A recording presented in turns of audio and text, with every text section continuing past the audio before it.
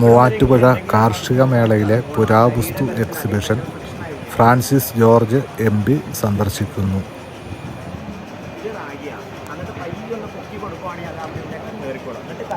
പൊടിയായിട്ട് ഇങ്ങനെ 2 കൈ കൊണ്ട് ചേർക്കും. സ്പീഡിൽ കുറേ നേരം കറക്കി കഴിയുമ്പോൾ ഇങ്ങനെ പൊടിയായിട്ട് വീഴുന്നുണ്ടോ.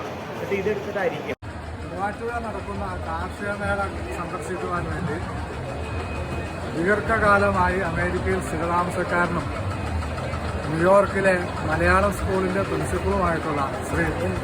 പ്രിൻസിപ്പളുമായിട്ടുള്ള ശ്രീ ജോസഫ് മുണ്ടങ്കര സാറ് സ്റ്റാളിലെത്തിയിട്ടുണ്ട്.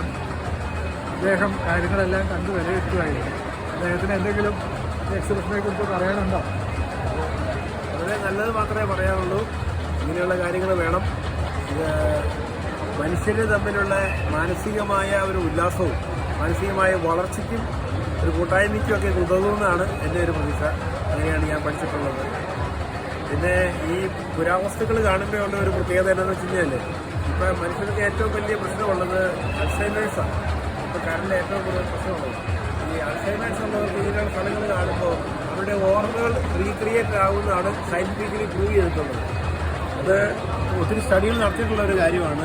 അപ്പോൾ പുരാവസ്തുക്കൾ നമ്മുടെ വീട്ടിൽ സൂക്ഷിച്ച് വയ്ക്കുകയും അതെന്നും കാണുകയും ചെയ്യുന്നത് അവരുടെ ഓർമ്മശക്തിയെ വളർത്താനായിട്ട് ബ്രെയിനിനെ അവർ മെമ്മറിയെ റീക്രിയേറ്റ് ചെയ്യാൻ സഹായിക്കുന്ന പോലെ കണ്ടെത്തലാണ്.